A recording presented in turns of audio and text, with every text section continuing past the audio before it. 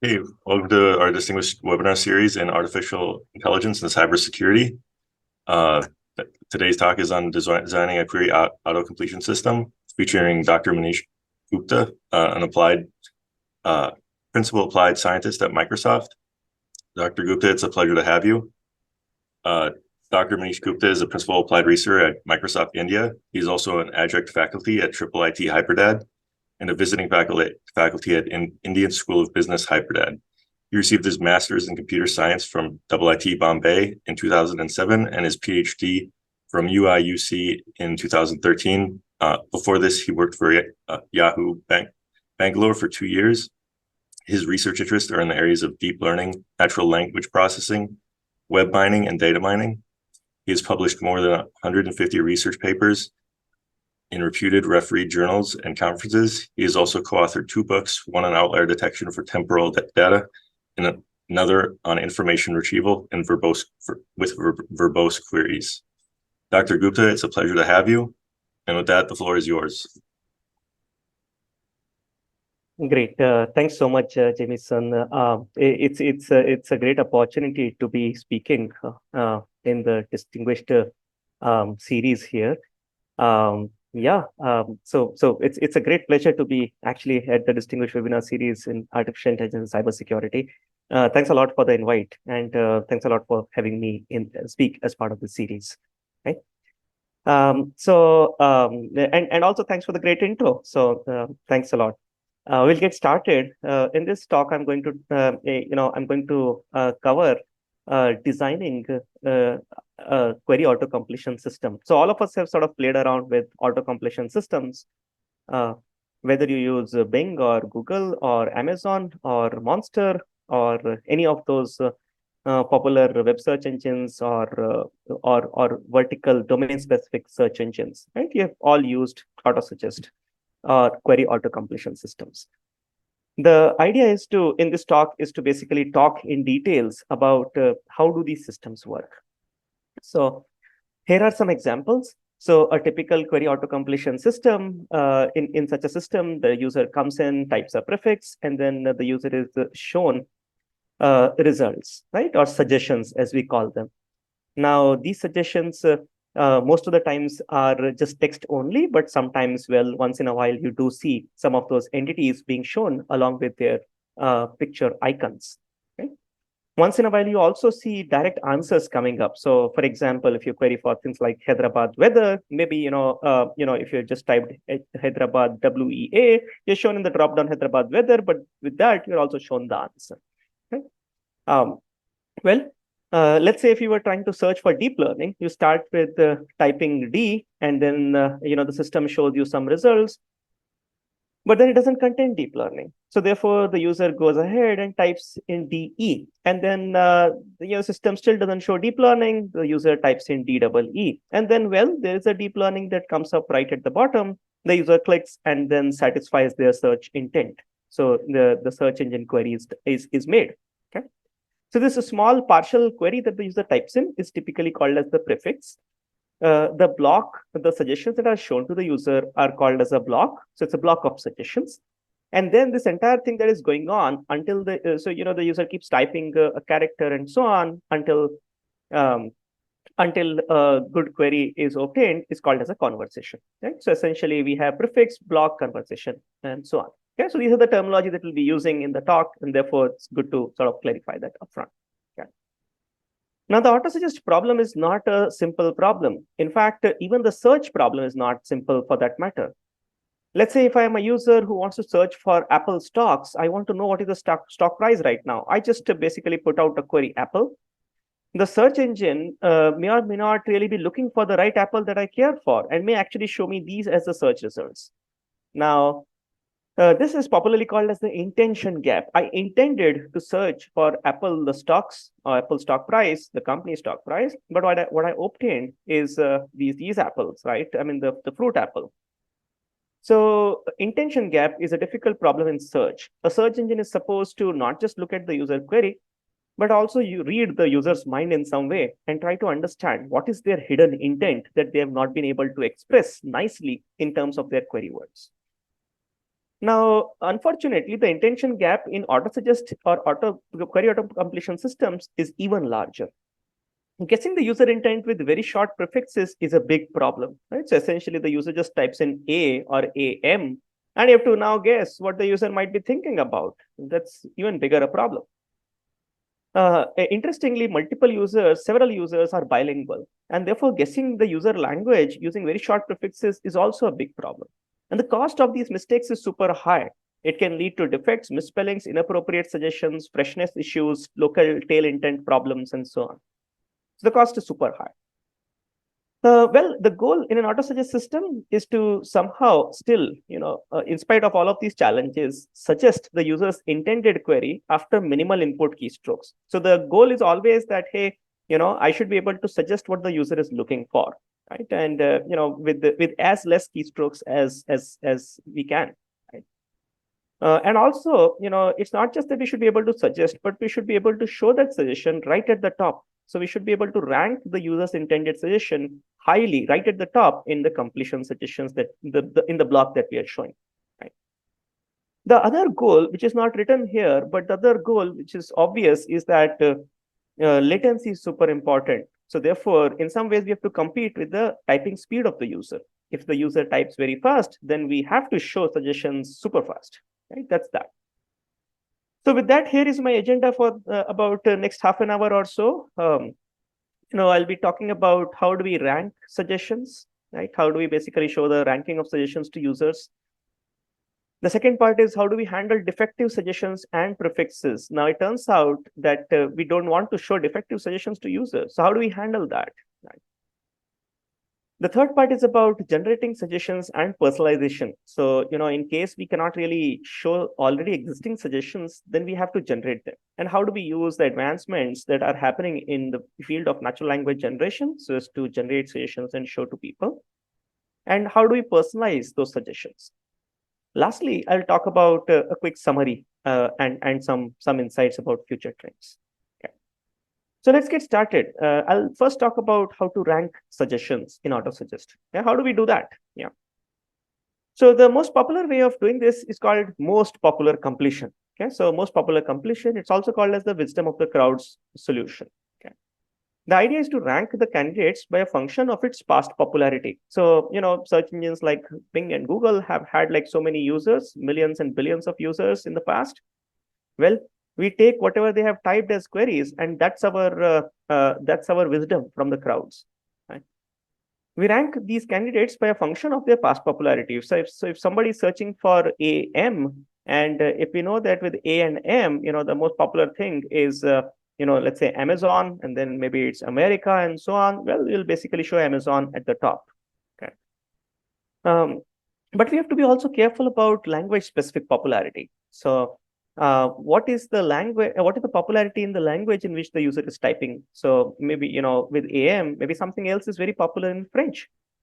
And therefore, we should basically be careful about the user language that the user has selected. Region-specific popularity also matters. So AM in the US might lead to America or American Airlines right at the top.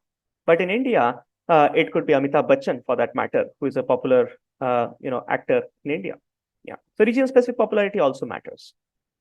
Now, popularity is a function of the time period over which it is computed. So what is the time horizon which you consider to aggregate the query logs and then compute popularity? So you may want to also vary that. So, people sort of believe that for popular queries, maybe you can actually, or for shorter prefixes, maybe you can just depend on a smaller time horizon. But for longer queries, maybe you want to care for a longer time horizon. Okay. Well, you can also rank queries by rank these suggestions by clicks. How many clicks did how many clicks happened on the search portal when users search for a particular query? So these queries then are not just popular, but they're also meaningful in nature because, well, users click results for these queries a lot. So that was a basic notion, the wisdom of the crowd solution or the most popular completion solution for ranking suggestions in auto-suggest. However, there are many other aspects that one has to care for. For example, time sensitivity. So now, if you think about weekend versus weekdays, well, if somebody is searching for DI, they would expect to see Disney-related things at the top on weekends. Disney cartoons, Disneyland, Disney movies, people like to see Disney at the top on weekends because they have time, right? On weekdays, something else may be more popular. So something else may be more popular, like for example, dictionary, or for that matter, any other thing. So what I mean to say is that yes, several times queries are predictably popular. They recur temporally. So and the time period may differ. Sometimes they recur every week. Sometimes they recur maybe several times. Some queries become very popular in the morning, but not in the afternoon. Sometimes queries are popular in a particular month or in a particular day of the month, and so on. Okay. Sometimes queries are also predictably popular for known or foreseeable events. So, for example, in general for HA, you would probably show Harry Potter at the top, but in October, you might want to show Halloween at the top. So recurs, or, it's popular once in a year, but in October, right? Predictably popular. Yeah. Some queries can be unpredictably popular also. So for example, if a major event happens at some point, some folks who are not really celebrities suddenly become popular. Okay. So, for example, Sarah Berg got Ph.D. in Jan 2012 versus, if you would typically type Sarah, users would generally expect Sarah Palin. Yeah. So therefore, it's a good idea to actually not just care for predictably popular queries, but also show these trendy queries or unpredictably popular queries whenever they become trendy. So show them at the top. Now, in some cases, historical popularity is not a great measure for showing some suggestions at the top. So, for example, if you were to type V, right, it would be nice to show Valentine's Day on 13th or 14th of Feb. That's great. But if you were to type V on, say, 16th of Feb, 16th of February, V for Valentine's Day, yeah, probably does not make too much of sense, even though the historical popularity is super high. So therefore, there are queries for which the popularity increases a lot and then suddenly drops because the event has finished. Nobody cares for it now. Yeah. So therefore, it's important to also forecast frequencies, rank candidates based on forecasted frequencies. And then there are several time series forecasting methods like ARIMA, exponential smoothing, and so on, which can be leveraged. Okay. As I mentioned earlier, location sensitivity is very important as well. So if a user is in San Diego and the user types in University of California, San Diego is okay, but University of California, Los Angeles is not okay at the top, right? So similarly, so that's that. So this chart basically shows you how certain words could be really popular in particular locations. Okay. So queries are location sensitive. In fact, there are two types of location sensitive queries. One of them is called as local interest queries, which basically means queries which are only interesting to users at a particular location. For example, the name of some local newspaper or name of some local township or local high school and so on. Right? For example, there's a place called Shilpa Ramam in Hyderabad. Now, people outside Hyderabad, India, do not care about what this place Shilpa Ramam is because it's just here. Okay. It's of local interest to people, not something to do with people outside Hyderabad. Now, on the other hand, there are other kinds of queries called as localizable queries, and these are more nasty and difficult to handle. So, for example, if somebody is searching for Pizza Hut, well, they could mean Pizza Hut in San Francisco or Pizza Hut in Hyderabad, right? So therefore, it's super important to have location sensitivity, especially for these localizable kind of queries. That's that. Now, yet another notion for ranking suggestions is personalization. So let's say if we are trying to show suggestions to a user who typically types in a lot of book names. So this person is a books user. He likes to read a lot of books, and therefore, if he's searching for The Great, I would recommend books to him. The Great Gatsby, Fitzgerald, and so on. Okay.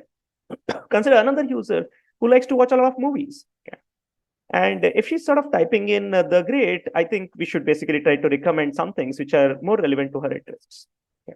So this is basically the session history. So what we're showing here is basically what did these users search for in the past. Yeah. Now imagine the same user who in general likes to watch to search for a lot of movies, but then right now she is planning for a trip to China. which is sort of obvious because she has been searching for Beijing travel advisory, Forbidden City, and so on. So now if she starts to type the Great, it is actually very apt and right to show the Great Wall of China right at the top. So what matters is not just long-term session history, but also short-term session history. So both of those are good signals so as to show personalized results to users. Yeah. Yet another interesting thing that you might have noticed when you're using auto-suggest is that as the user types in, if the search engine is actually very, very confident that this is what the user may want, then the search engine actually ghosts the suggestion, the top suggestion. By ghosting, we mean that we show it in a slightly different color or slightly different background, the first suggestion right in the search box. People have seen that if you basically show suggestions in the ghosted form, the chance of acceptance increases significantly. And also, of course, reduces misspelled searches. So people typically tend to choose the correct spellings and therefore reduces misspellings. You could also leverage session concurrence data for showing suggestions and ranking them. So what do I mean by this? So after Richard Nixon, if the most popular suggestion starting with AM is American presidents, then show it, right? Show that, right?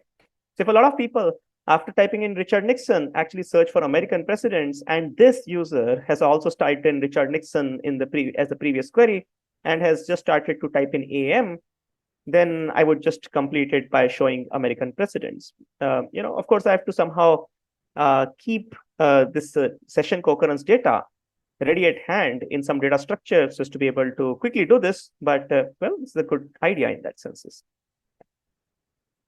However, if we are just doing it based on syntactic matches, then it may lead to a lot of sparsity. So concurrences can be very, very sparse if done at syntax level.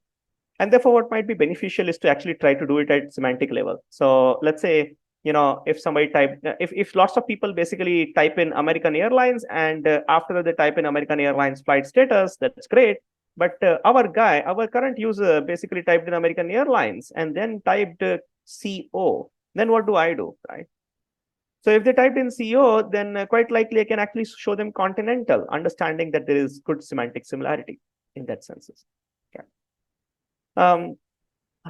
Sometimes we do not have enough prefix matching suggestions to be shown to users from our data structure. Typically, people use tries as the data structures to store historical queries.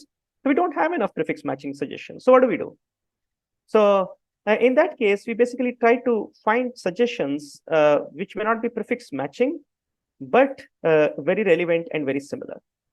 So for example, marriage geo, now I don't find anything, let's say, matching this prefix, no problem. I'll basically just go ahead and show these suggestions, which have what the user is searching for, but not necessarily in the same order or beginning at the, So this is a prefix matching one, that's great.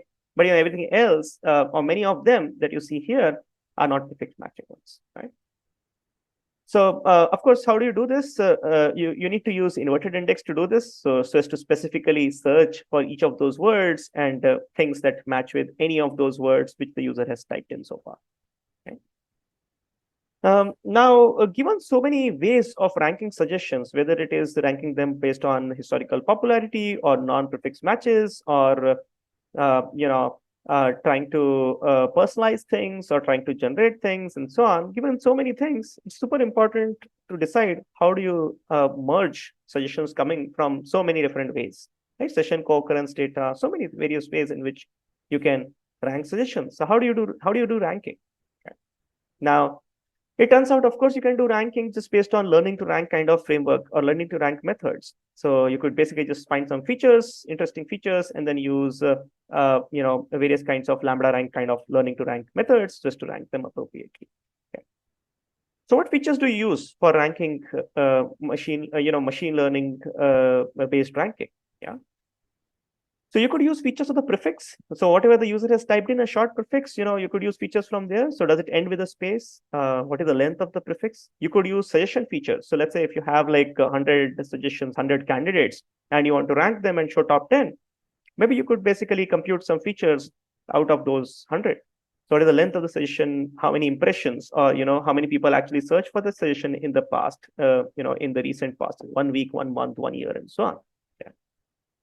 Navigational, so is the suggestion navigational in nature? That could be an interesting feature as well.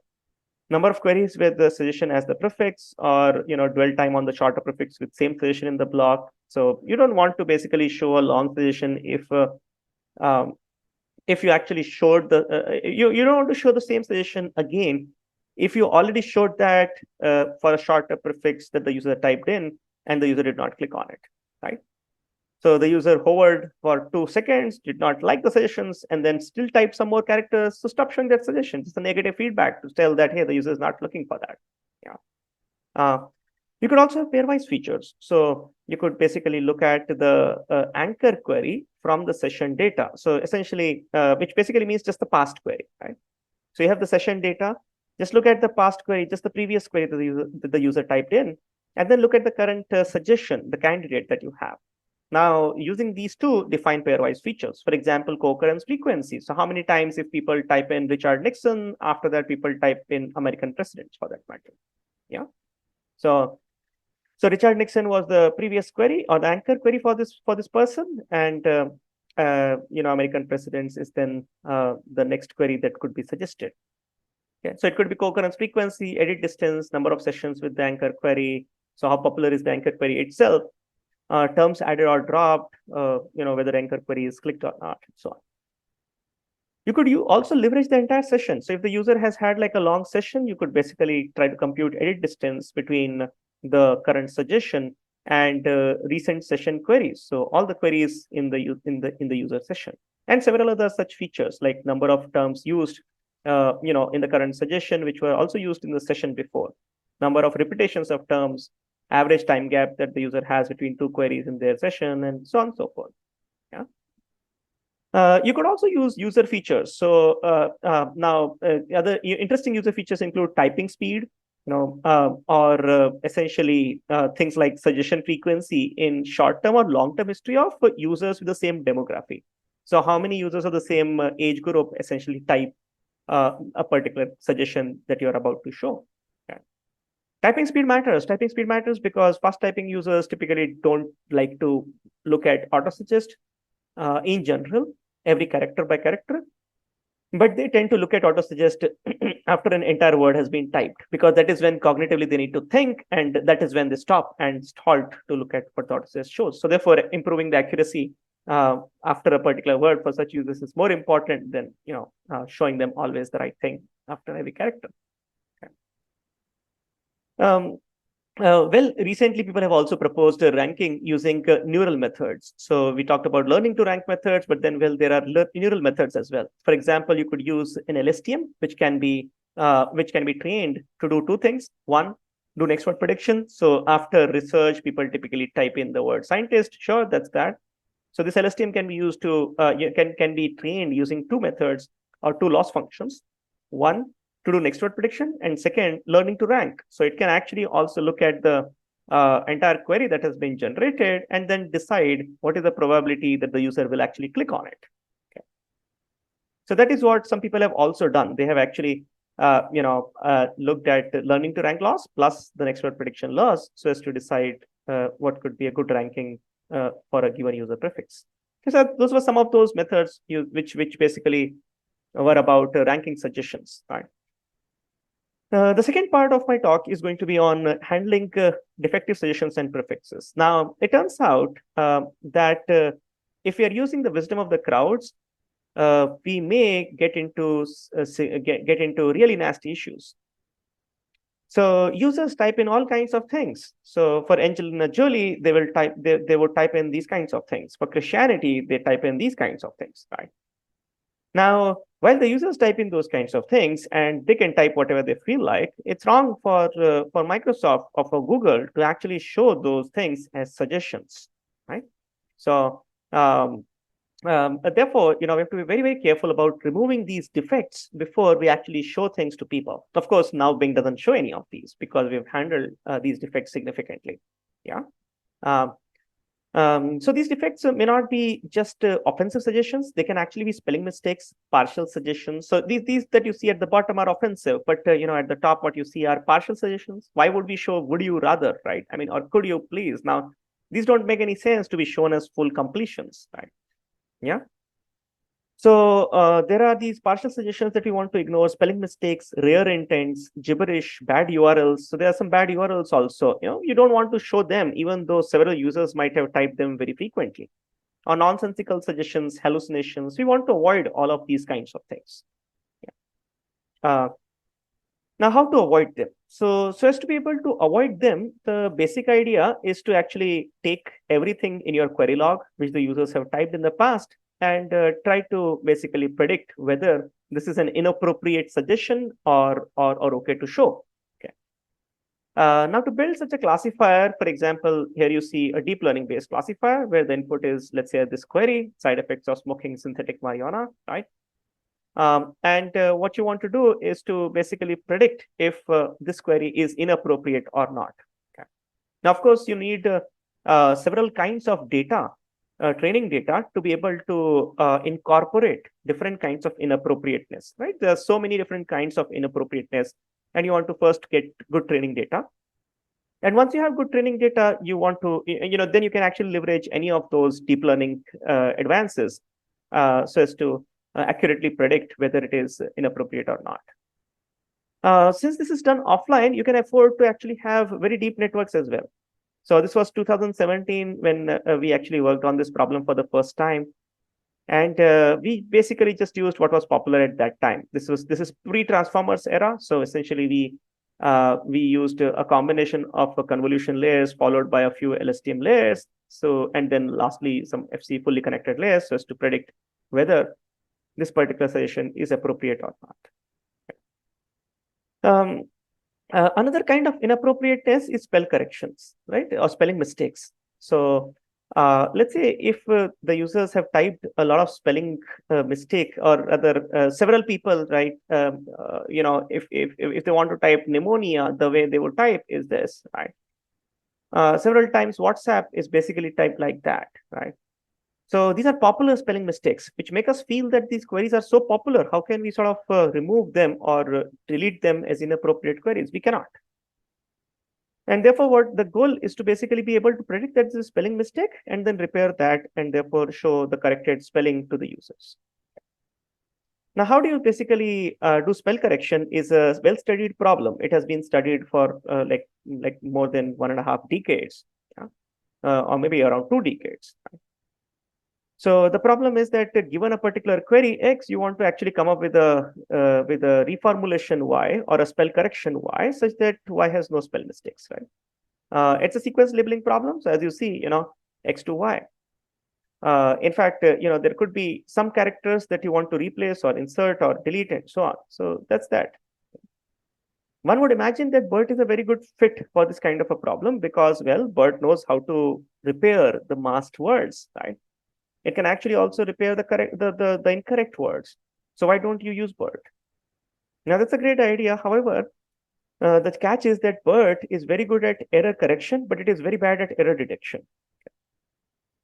And that is why what these folks proposed is to actually use a two-stage network, a detection network and a correction network. For detection, basically they use GRUs, and then for correction, they actually leverage BERT.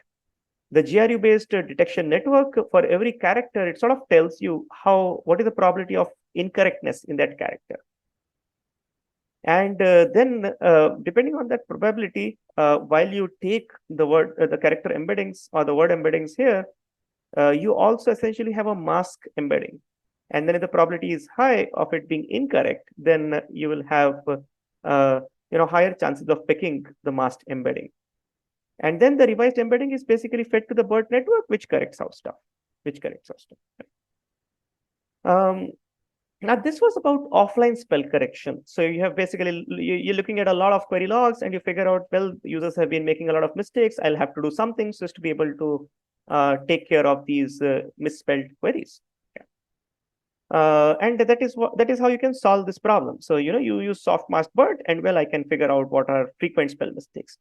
Once we figure this out, what do? Well, we don't throw away the spelling mistake. We still keep the spelling mistake. We keep the spelling mistake in our tries, because next time when somebody types in NIMO, I need to go back to my try and figure out, well, the user meant pneumonia. Right? And then I also basically burn into my try that whenever people type something which relates with NIMO, I must show them the right spelling, pneumonia appropriately. Okay. So that is why we need to basically store these spell mistakes. Even though they are mistakes, they're still a part of our try, so that we can actually catch people who are making spelling mistakes and still show them the right thing by redirecting them to the right query.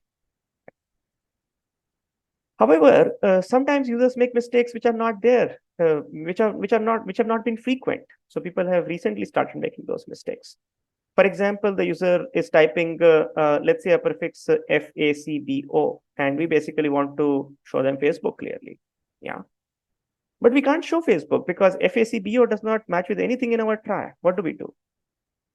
So therefore, what we have also done is to actually store conversion rules of this kind, that, hey, whenever the user types in CBO, what they actually mean is FACBOO. So replace CBO with CEBOO. Now, that's a conversion rule that we have learned.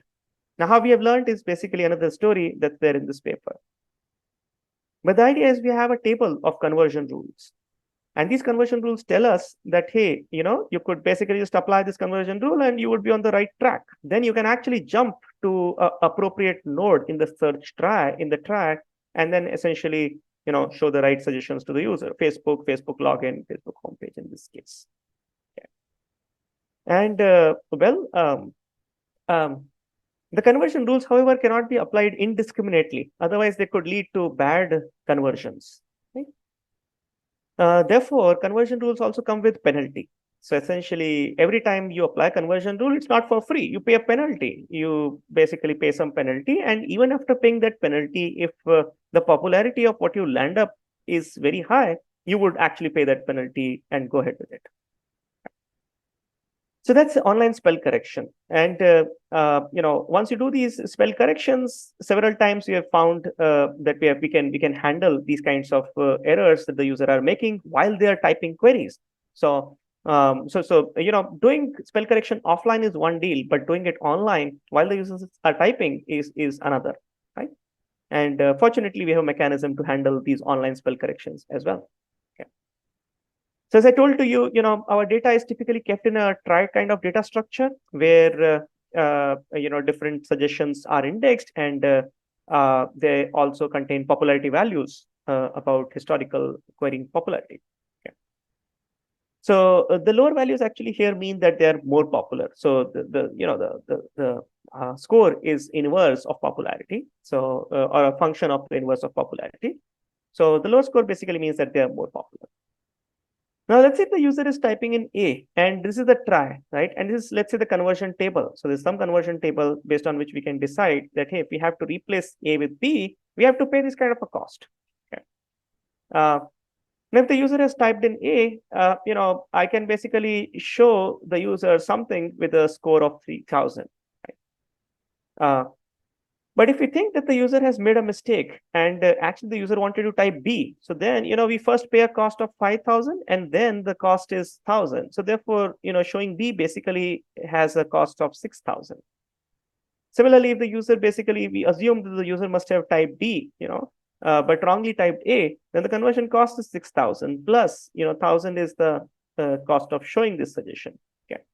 So thereby, we basically compute these costs, and then after we computed the cost, of course, these are costs. So the lower one wins. So basically here, we would basically just infer that showing A was the right thing to do. We will not change it to B, C, or D because showing A has the lowest cost of 3,000.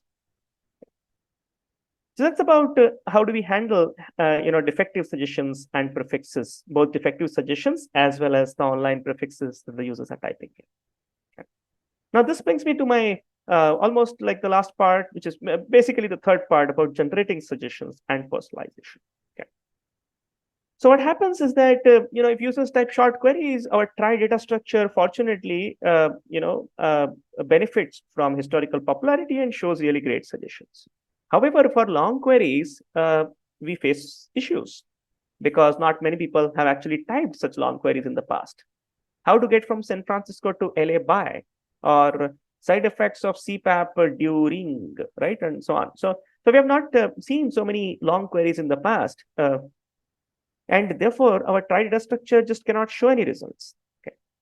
in which case we cannot depend on the wisdom of the crowds, but have to come up with our own wisdom. So as to basically show in the drop down something that makes sense. And therefore, we basically use recent advancements in natural language generation modeling so as to come up with those completions.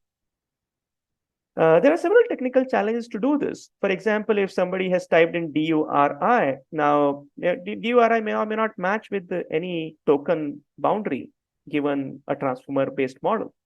So how do we really align this? Right? How do we essentially predict what should be the next thing generated from the model? Also, energy models are great. However, they take a lot of compute power. So how can we figure out the latency bit, right? How do we make sure that these are fast? Right? How do we compress these models so that they can actually serve hundreds of millions of users who use these systems every day? Beam search, greedy decoding, those kinds of, so we cannot do a lot of beam search. We need to depend on greedy decoding so as to have low latency in the system. And more importantly, we have to support multiple languages. So we don't need to just support English, it's international. So we have to support several languages while generating. Inappropriateness about suggestions generated, inappropriate in suggestions based on the query log is easy to handle because offline you can actually get rid of inappropriate suggestions. But NLG suggestions are coming online. The model is just producing at runtime. Now, finding out whether it is inappropriate or not is difficult, is not easy. Okay? So those are some of the things that we have to care for when we are using standard NLG models for query auto-completion. Of course, what I've not mentioned here is hallucinations. These models, of course, come up with several interesting hallucinations, and you don't want to show those hallucinating things. So NLG is not just deep learning. So sometimes you can do natural language generation without deep learning as well. So for example, Query Blazor. Query Blazor is one of those recent systems, not too old, right, from Salesforce, where they are just using the plain old vanilla, FSA, finite state automata. Okay. You basically just build a finite state automata using subwords as your nodes, and you train this model based on a very large query set. In fact, the first step is to basically train your vocabulary. So first, you essentially gather what will be your subword vocabulary. And then you basically try to learn the subword language model by encoding the information into a finite state automata. And then at runtime, of course, whenever a query comes in, you essentially first try to get the encoding in terms of vocabulary. And once you have figured out that, you run the finite state automata and you generate several completions. Of course, even in a finite state automata, you can actually do probabilistic things and therefore do beam search as well. Okay. So that's Query Blazor, a non-deep learning model. Very nice because, well, latency is not a big problem. It's not a deep learning based thing that takes a lot of latency, therefore a great one. Okay. However, people have also experimented with deep learning based models, starting from character based language models. So if you have, if the user has typed in characters like when is a good time to buy, of course, you can suggest house, home, lyrics, house, home, car, and so on. Of course, once in a while it goes bad. When is a good time to buy a lyrics doesn't make sense, but others do make reasonable sense. Okay. And the way they do that is to model it using a character-based RNN or an LSTM. This is a two-layer character LSTM where the input is not just the character embedding, but also one hot encoded character embedding, and then an embedding for the word of which the character is a part of. Right? So if the word is complete, then you can actually give out the embedding of the entire word. If the word is incomplete, if the character does not represent the last character in the word, then they basically intended to use a special embedding for the word incomplete. I mean, it's an incomplete word. And that gives good results, as you see here, maybe a few incorrect ones. Yeah. But the nice point is it can handle out of vocabulary words. It can also handle, it can use the last incomplete word in the prefix happily without any issues. Yeah. But then people have used various other kinds of ways of modeling, for example, word level modeling or even hierarchical modeling. So where the idea is not just to predict the next word in the query, but predict the full next query, which can be very useful for zero input. So the user has typed in, let's say, Cleveland Gallery, and then maybe the second query was Lake Erie Art. What could be the next query that you would show as soon as the user clicks on the search bar? So maybe you want to show Cleveland Indian Art. And they've come up with this two-level RNN or LSTM kind of a method so as to generate the next query. So first you encode the query using a word level RNN, and then you encode several queries across a session using a session level RNN. People have done other kinds of experiments as well. So for example, you could basically complete the query by treating it as an encoder-decoder framework. So you could basically have either a recurrent encoder or a transform-based encoder, and then you can have a recurrent or a transform-based decoder so as to decode the next query or essentially completion to the current query. So for example, in this particular case, there is an encoder which is encoding the query, but then there is a decoder which has like 3 parts, in fact. Okay. The standard decoder, which is trying to come up with the next few words in the query or the next query itself, in fact. And then there is yet another part, which is called as the query discriminator, which is basically trying to figure out if I generate this query, then what is the chances that people will click on it. So it's trying to predict that as well. And then there is a third part, reformulation inferencer, which is basically saying, if I think about the current query minus the previous query as a vector called reformulation, then can I also use the current query to predict reformulation better? So that's that. Now, lastly, I will talk about this where people have tried to also use attend, copy, generate kind of mechanisms so as to come up with personalized recommendations, personalized natural language generations. So for example, if the user just typed in Bob Dylan, Forever Young Dylan, Dylan photo as the 3 queries, our attend, copy, generate kind of a model can choose to select Bob as one of those words, and then Dylan as another word, and then say that, hey, now I don't want to choose any of those words, I just want to create another word. And therefore come up with the 4th query as Bob Dylan bio. So where some of those words are copied from the previous queries, while some of those words in the current query are generated.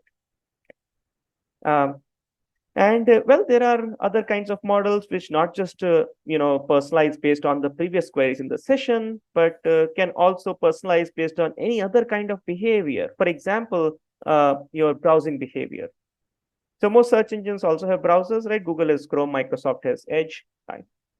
So we also have browsing data from users. So while we can actually use previous session history data for personalization, we can actually also use browsing data for personalization.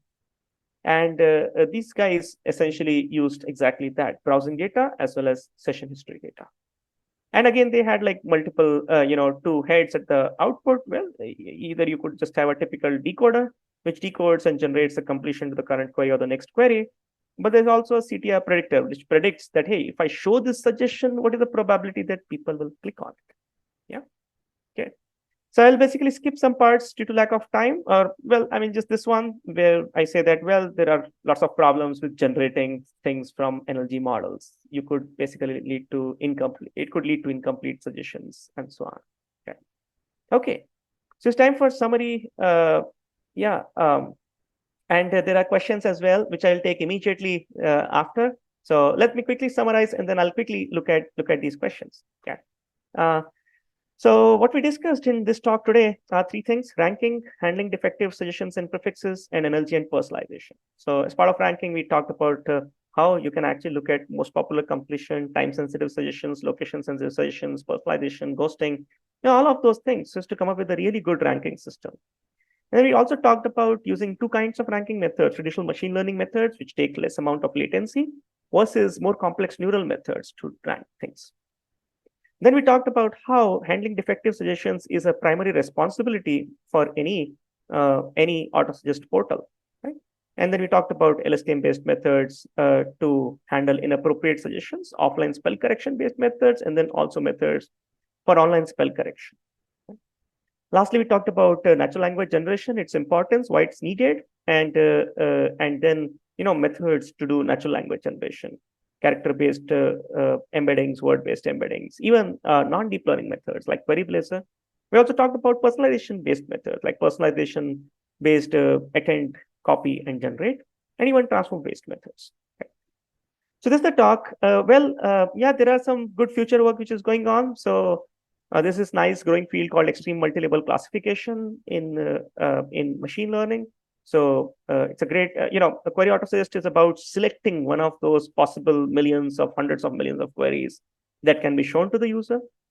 So therefore, there's good scope of applying extreme multi-level classification to select the right query to be shown to the user. Well, you can do lookups using tries and generation using NLG, but can you combine the two? That's another interesting area to work on, right? How to leverage try signals to improve generation. And lastly, very important area is non-toxic generation. Right? Our NLG models are great, but they create toxic stuff.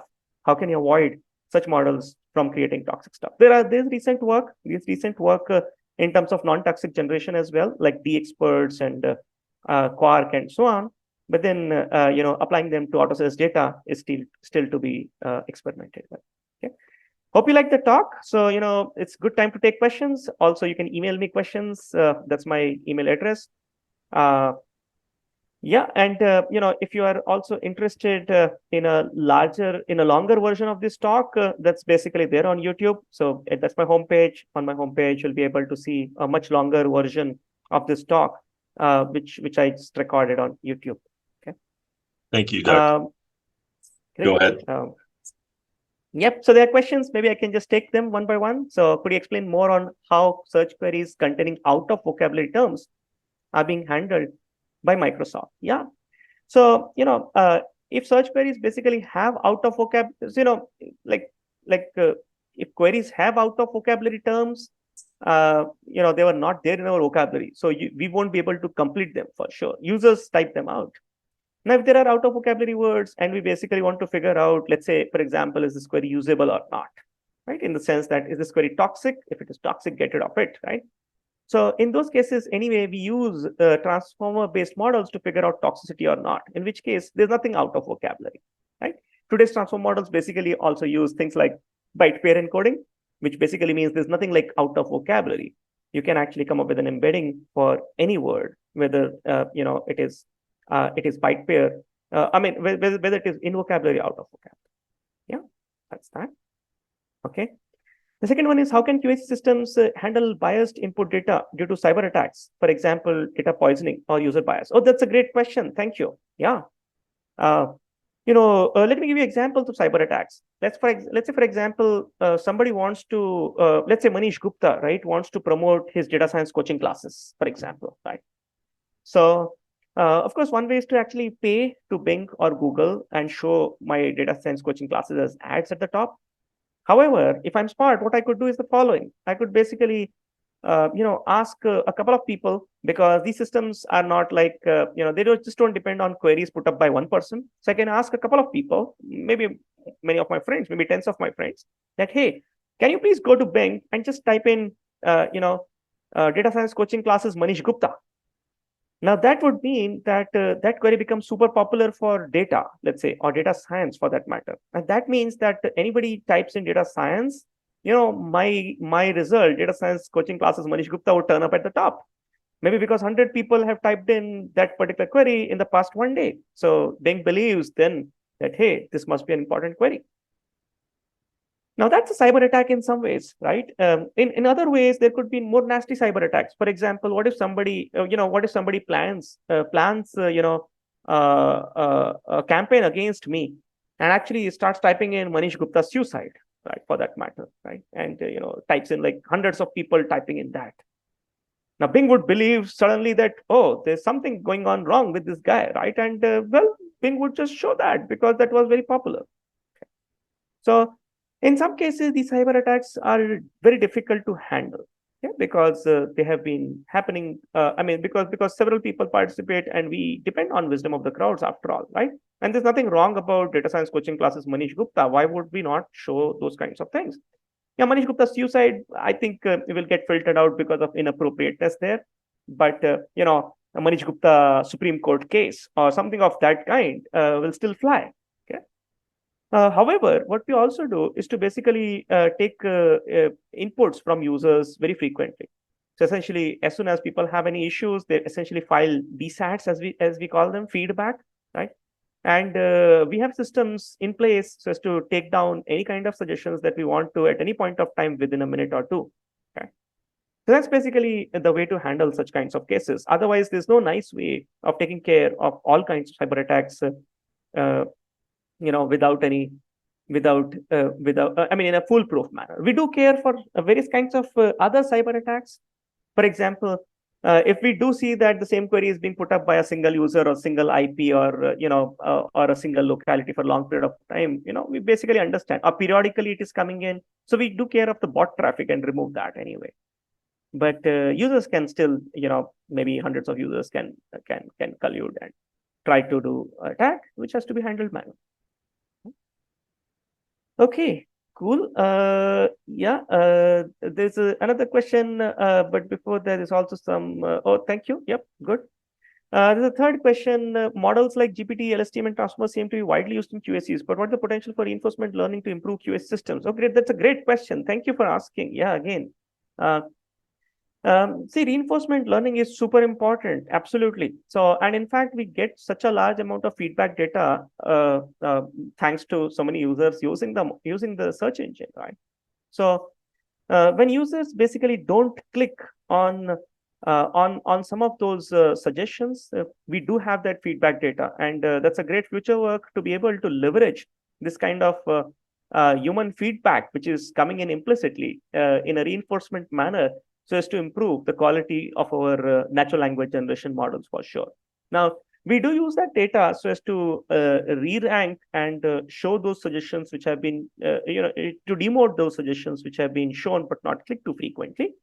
By this point, we do not use that kind of reinforcement learning kind of information for retraining or reinforcement learning on our existing NLG models. But that's a great point, and we are already looking into something like that.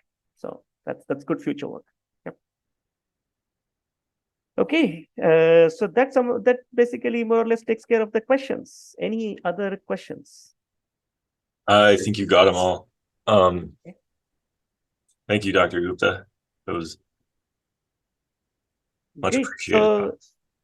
Awesome. Thanks so much again for hosting me. It was a pleasure doing this talk. And